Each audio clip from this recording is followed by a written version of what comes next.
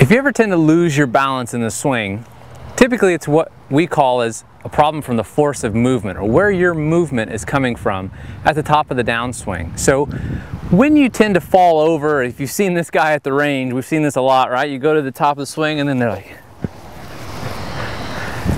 what's happening there is that the golfer is taking all of their force of movement, making it come from the top, when in reality, you need your force of movement, especially during the transition from the backswing to the downswing, to come from your lower body, your core. We've all heard this concept of you should swing from the ground up. But what does that mean exactly? Well, I'm going to tell you.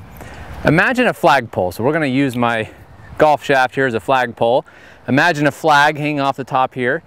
And as that flag's whipping around in the wind, the flagpole, even though it may be made out of a steel or something heavy metal, it can start to whip around because the flag, if it's a big enough flag, is causing the flagpole to whip around because it's got a lot of leverage on it.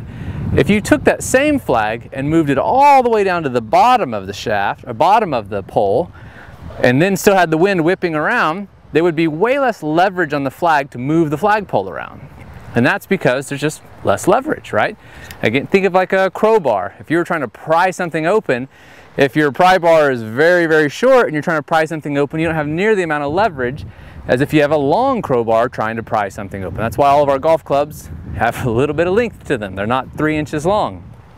Well, when it comes to leverage, that applies to everything in life, and including your golf swing. When people swing from the top, their force of movement's from the top, like this flagpole idea, and they go to the top and they use their arms and hands and shoulders in a futile effort to try and produce a lot of speed early on, what happens is they're taking a lot of leverage against their body, and so their hips no longer work properly in the swing to try and shift their weight and rotate.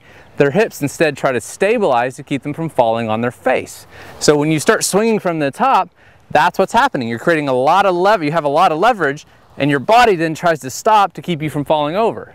Of course, what you want to do is as you get to the top of the swing, your first move is shifting your weight, getting into that squat move, and beginning to rotate your hips. Now, because my arms and hands are relatively passive during this phase of the swing, there's very little leverage in my swing in terms of pulling the club out towards this way, towards the ball, which is what's causing you to want to fall over that way.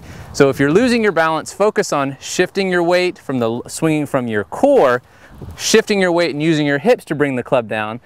If I try to leave my arms up here as long as I can and I just do nothing but shift my weight and rotate my hips, look how low my hands are already. And now I've got all this leverage to then release into the ball. So if you're losing your balance, think of a flagpole, start swinging from the ground up.